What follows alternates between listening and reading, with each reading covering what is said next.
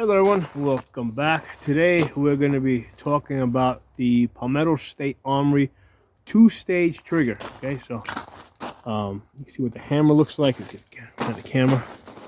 A little bit of a funky hammer design. And then this is what the trigger looks like. Okay, now I ordered two of these from Palmetto. One's already installed in this gun over here. This is a Palmetto 223 Wild. Now the trigger that was in there was this, again, Palmetto match grade 3-pound trigger. Okay, so this is a drop-in trigger. This was working great, just fine for me. Okay, with this trigger here, with match grade ammo, I can get like 1/2-inch groups in this Palmetto 223 Wild 18-inch barrel. Okay, now over here I have a Ruger MPR. Okay, now this is an 18-inch cold hammer forged barrel.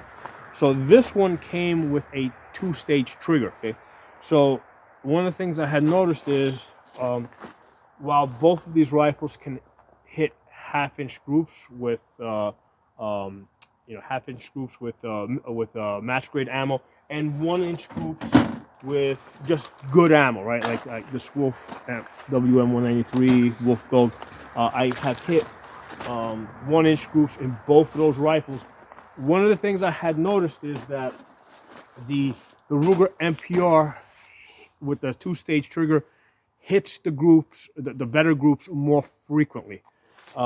So the thing I became aware of is that I like shooting the two-stage trigger better than the 3-pound match grade trigger. Okay, it's good, right? This is just like purely personal preference. Okay, I like that slack, right? Because there's a little bit of slack when you press the little take up. I prefer that. I just feel more comfortable, like I know where the shot's going to break, versus the three-stage, just the match trigger that just has a crisp break. Personal thing, I just like the other one better. Now here's the thing, I did want to put a two-stage trigger in this gun over here. However, I wasn't willing to pay $150, $200 for it. Okay, which is more or less the going price of these two-stage triggers. Over the Black Friday holiday, I saw that Palmetto was selling these for about $75, $80, and I said, "Great, I'll take two." Okay, so one of them is already in this 223 Wild over here. This Palmetto 223 Wild. You can see what it looks like. Okay, I mean, obviously, you just looks like a trigger there, right? But I'll kind of hold it in the camera. So when you press this, right, there's a very tiny take up. So there's not a whole lot of take up. Oops, falling over. Tiny little take up, and then it breaks. Okay. Now comparing it to the Ruger MPR, okay, this one has a little bit more take up. Okay. Okay. So comparing it to Ruger MPR, there's a little bit more take up over here, which I kind of liked better. But here's the thing, like today I'm conscious of it because I'm like paying attention to it.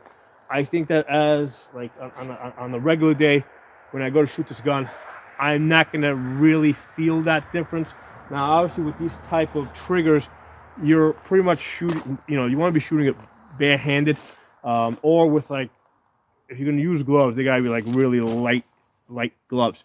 I definitely do not recommend these light triggers on any home defense gun. Okay, you come up, right, because you got a bad guy that's, I don't know, about to whatever, you come up, you need to shoot, and then all of a sudden, like, they strike your battle down, and now you're fighting over the gun, right, trying to get to your pistol.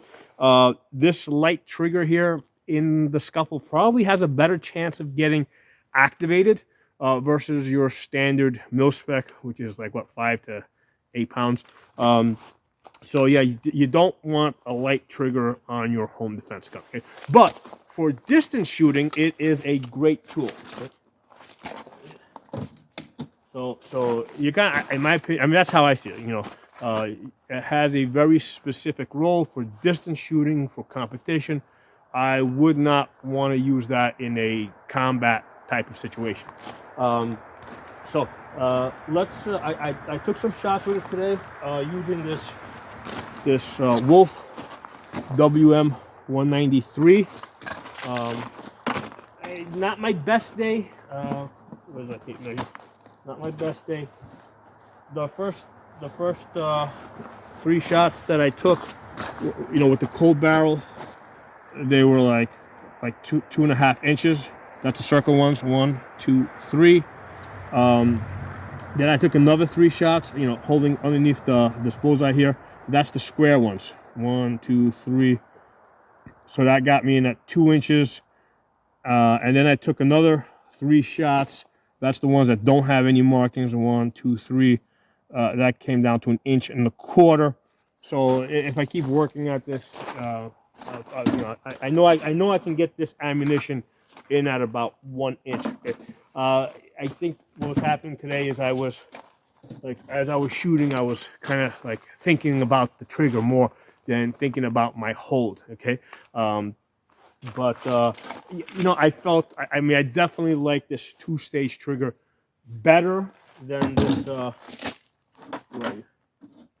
the match grade 3-pound trigger. Okay, so again, that's personal preference. There's nothing wrong with this Palmetto 3-pound match grade trigger. It's just I prefer the 2-stage. Now, one of the things, like I said, there's definitely less take-up, less slack compared to the Ruger MPR. The brake feels about the same. I'll do it again. It's such a small difference that when you're actually using the gun, unless you're actually thinking about the trigger, you're not gonna. There's a difference there. This one has a little bit more take-up. The brake is slightly different. But here's the thing with these triggers: we're talking about such a subtle difference that, I got one trigger in that gun, and I got another one here. When I installed this in the AR-10, this one might feel just a little bit different, but it won't feel very different, but it might feel a little bit different. Now, one of the things I want to do is I want to actually compare this 2-stage trigger to the mil-spec trigger. Okay? So first, let's look at the hammer. Okay. Actually, find it. Because this is kind of like a point of curiosity that I had. What is the difference? Okay, so the bottom part doesn't seem very different. The sear, you got a sear over here, right, where it catches. You got a sear over here where it catches. The disconnect, the part that connects with the disconnectors up here. Here,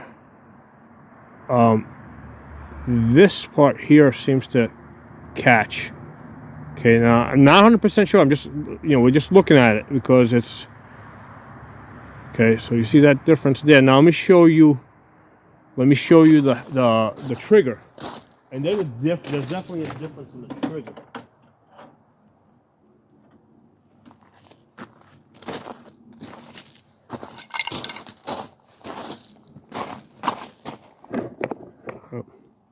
So you look at this trigger.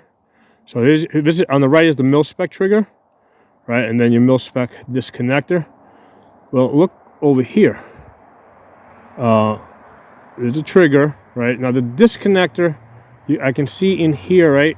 There's, underneath that hook, it seems to come out just a tiny little bit. Okay, but look at this piece here. What the hell is that? Okay, so that's obviously not on this trigger.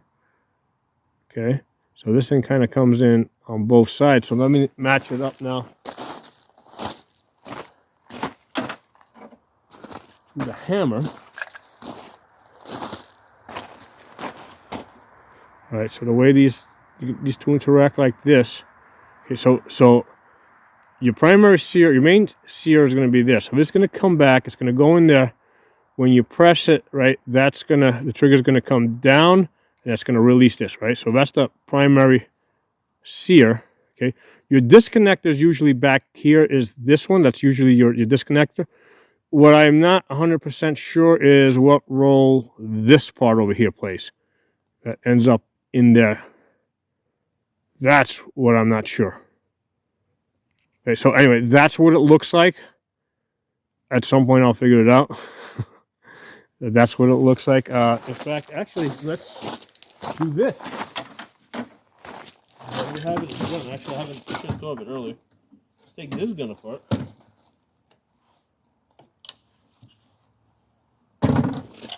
All right, let me kind of see what happens. So you push this down, right? So that's on the primary.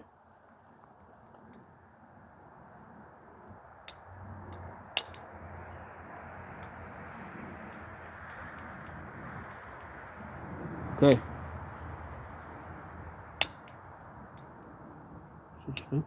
So it looks like it has two primaries. Let's see if you guys are able to see it, right? Keep knocking this camera so it comes down. So right now it's on the primary.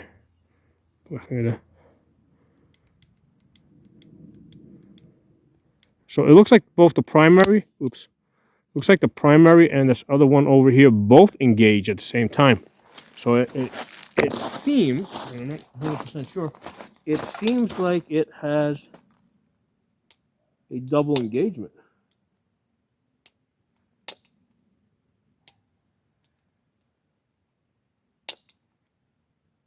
I don't know if they maybe did that because it's such a light, because in order for it to be, maybe because it's such a light trigger, right? Because I think that once you take up the slack, I mean the slack's like less than a pound, then it's like 2.5 pounds for the to release it.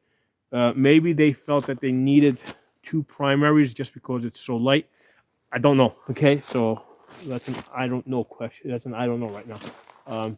Maybe one of you guys watching this knows, right? Maybe one of you guys has a little bit more experience with taking apart these two-stage triggers, because quite honestly, I never took the two-stage trigger out of this Ruger MPR. I never had a reason to. The gun was just working great. I love the gun. So that I've got no reason to take it apart. So this is really the first time today that I'm looking at this two-stage trigger. Okay? Now, one of the things I found interesting, like I said, that first stage, I found it to be like really light, like I could you can feel it with bare skins.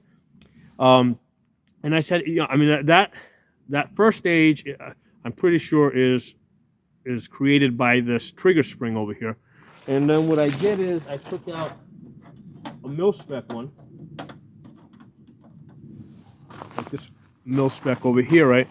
And I've got these two, and I'm pushing on them. And this one seems actually it's kind of funny because this one over here seems a little bit stiffer than this one. Oops, dropped it.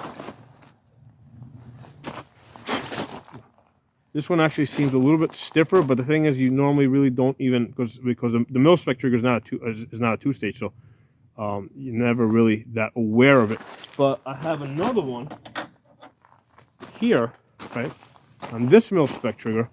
Now this one's a lot stiffer. Okay, so not all trigger springs are the same. So if we compare these two, actually, let me put these together. So these are both mil-spec triggers here.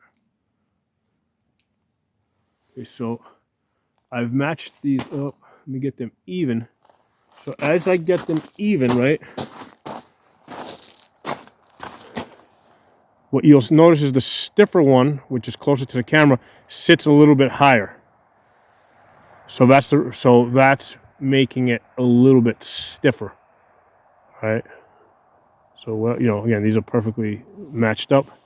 So not all trigger springs are the same, even in a mil-spec kit, right? You get one mil-spec kit versus another, So what I don't feel like taking that trigger out, but at some point, if I get back in there, maybe when I change the grip on that gun, I think I might replace. I might take the stiffer trigger spring off of this trigger and put it in there. So that'll give me a little bit, so I can feel that take up a little bit better. Now I realize a lot of people aren't going to like that and aren't going to want to do that. I like, just to give you guys an example, I like Glock triggers. Okay, I leave my Glock triggers like standard. Okay, I like that take up. So that's me. I like, you know.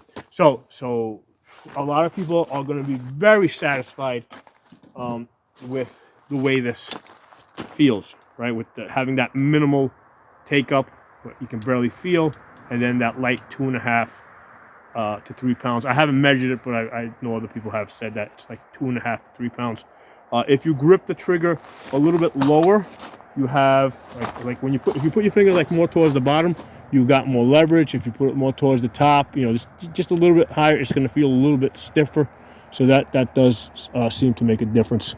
Okay, so those are my initial impressions on this Palmetto State Armory nickel boron trigger assembly. Okay, so a couple months down the road, I might do a follow-up review on this, but I'm pretty sure I'm going to be satisfied because first, if the trigger works, and I have no reason to think it's not going to work, okay, because it's mil spec, right? They didn't change. It's mil spec for the most part, and then they made a few additions to it. But the basic concept of how this thing works is kind of the same, right? You know, it's just that you got like a secondary primary over here. So it's kind of the same. It's, you know, two pieces. You know, so I don't think I'm gonna have a problem with this. You know, the groups seem to be decent. Okay, it's not my best shooting, but they're decent. I managed to get 1.25 inches, right? That was these 3 shots over here. 1, 2, 3. So anyway, those are my thoughts on this. Drop some comments below. Add any additional information that you might have for my benefit, for the benefit of other people. And I'll talk to you all soon.